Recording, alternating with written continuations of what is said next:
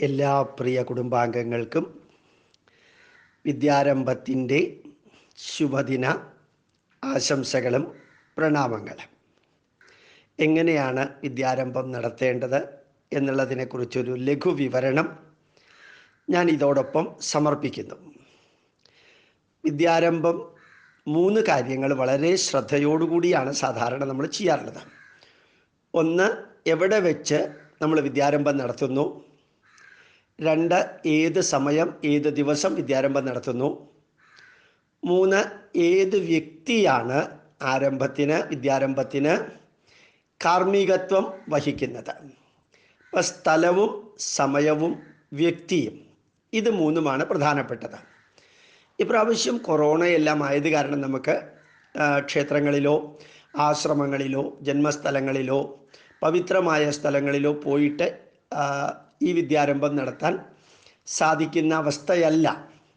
അതുകൊണ്ട് മിക്കവാറും നമ്മളുടെ വീടുകളിൽ തന്നെ ആയിരിക്കും വിദ്യാരംഭം നടത്തുക. വിദ്യാരംഭത്തിനെ കുറിച്ച് നമ്മൾ അറിയാനുള്ള കാര്യം, അതൊരു ചടങ്ങ് മാത്രമാണ്. അതിനപ്പുറം അനുഷ്ഠാനങ്ങളോ വലിയ ആചാരങ്ങളോ അതിനകത്തില്ല. അതുകൊണ്ട് ഏത് രീതിയിൽ വേണമെങ്കിലും വിദ്യാരംഭം നടത്താം.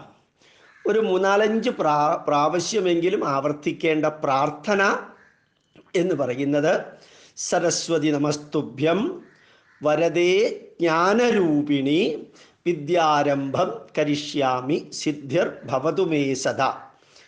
ഇതെല്ലാവർക്കും അറിയാവുന്ന ഒരു പ്രാർത്ഥനയാണ്. നമ്മൾ വിദ്യാരംഭം തുടങ്ങുന്ന ചടങ്ങ് കുട്ടി ആരുടെ മടിയിലാണ്, അമ്മയുടെ മടിയിലാണെങ്കിലും ആചാര്യൻ്റെ മടിയിലാണെങ്കിലും അച്ഛൻ്റെ മടിയിലാണെങ്കിലും കുട്ടിയുടെ മുഖം കിഴക്കോട്ട് തിരിഞ്ഞ് വരത്തക്ക വിധത്തിൽ വേണം കുട്ടിയെ മടിയിലിരുത്താൻ. പിന്നെ കുട്ടിയുടെ വലത് സൈഡിൽ മുമ്പിലായിട്ട് കിഴക്കോട്ടും പടിഞ്ഞാട്ടുമുള്ള 2 തിരിയിട്ട് വിളക്ക് കത്തിക്കാം. 5 തിരി വേണമെങ്കിൽ 5 തിരിയിട്ട് വിളക്ക് കത്തിക്കാം.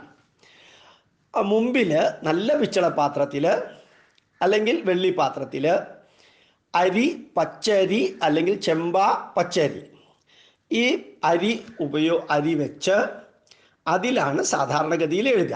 കുട്ടിയുടെ കയ്യിലും ആചാര്യൻ്റെ കയ്യിലും നമുക്ക് പൂവെടുത്ത് മഹാഗണപതയേ നമഃ എന്ന് പ്രാർത്ഥിച്ച് സരസ്വതി നമസ്തുഭ്യം എന്ന നേരത്തെ പറഞ്ഞ പ്രാർത്ഥന, സരസ്വതി നമസ്തുഭ്യം വരദേ ജ്ഞാനരൂപിണി വിദ്യാരംഭം കരിഷ്യാമി സിദ്ധിർ ഭവതു മേ സദാ എന്ന് പറഞ്ഞ് പൂവ് വിളക്കിലിടാം. വിളക്കിൻ്റെ സൈഡിൽ വേണമെങ്കിൽ സരസ്വതിയുടെ വിഗ്രഹം ഗണപതിയുടെ വിഗ്രഹം വയ്ക്കാം, നിർബന്ധമൊന്നുമില്ല.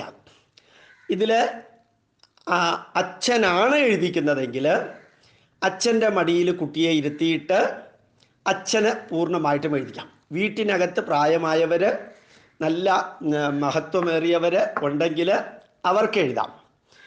ഇനി ചില സമയത്ത് വേണമെങ്കിൽ അമ്മയുടെ മടിയിൽ ഇരുത്തിയിട്ട് അച്ഛന് നാവിലെഴുതാം. ഇതൊരു ചടങ്ങ് മാത്രമാണ്. അത് കാരണം വളരെ കാര്യമായിട്ടുള്ള കീഴ്വഴക്കങ്ങളോ ഒന്നുമില്ല, ഇതിന് മന്ത്രതന്ത്രങ്ങളൊന്നുമില്ല. അത് കാരണം അച്ഛന് മടിയിൽ വെച്ചിട്ട് ആ കുട്ടിയെ എഴുതാം. നല്ല ആചാര്യന്മാരാരെങ്കിലും വരാൻ സാധ്യതയുണ്ടെങ്കിൽ അവരുടെ മടിയിലിരുത്തിയിട്ട് ഇത് നടത്താം.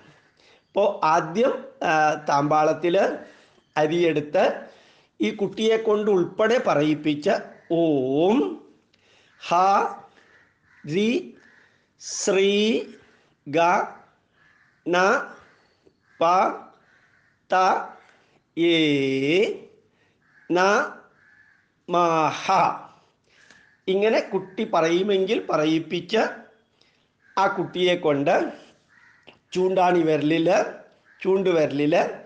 അരിയിൽ എഴുതിക്കാം. അത് കഴിഞ്ഞാൽ അത് ഒരു ചടങ്ങ്.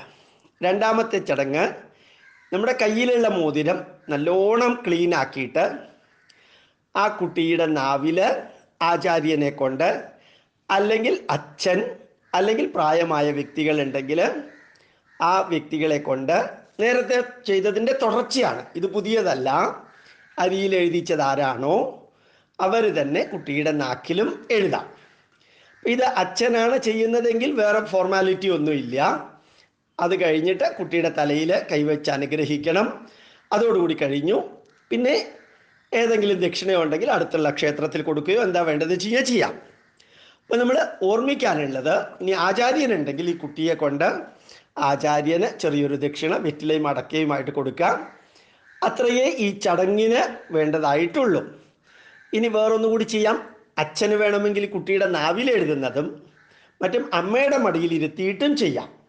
ഇതൊക്കെ അവനവന് സൗകര്യം മാതിരി ചെയ്യാവുന്നതാണ്.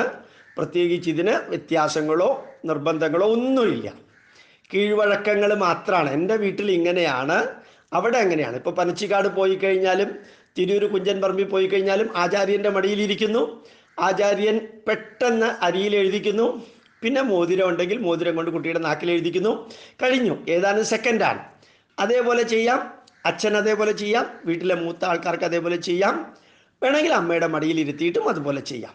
ഇതിൽ നിങ്ങൾക്ക് ഏത് ശരിയെന്ന് തോന്നുന്നോ വേണമെന്ന് തോന്നുന്നോ അത് ചെയ്യുക. അത് കഴിഞ്ഞിട്ട് മന്ത്രം മാത്രം ഹരിശ്രീ ഗണപതയേ നമഃ വ്യക്തമായിട്ട് പറയിപ്പിക്കണം, വ്യക്തമായിട്ട് എഴുതിക്കണം. അതേപോലെ തന്നെ സരസ്വതി നമസ്തുഭ്യം എന്നുള്ള മന്ത്രവും വ്യക്തമായിട്ട് ചെയ്യണം. പ്രണാമം, നമസ്കാരം.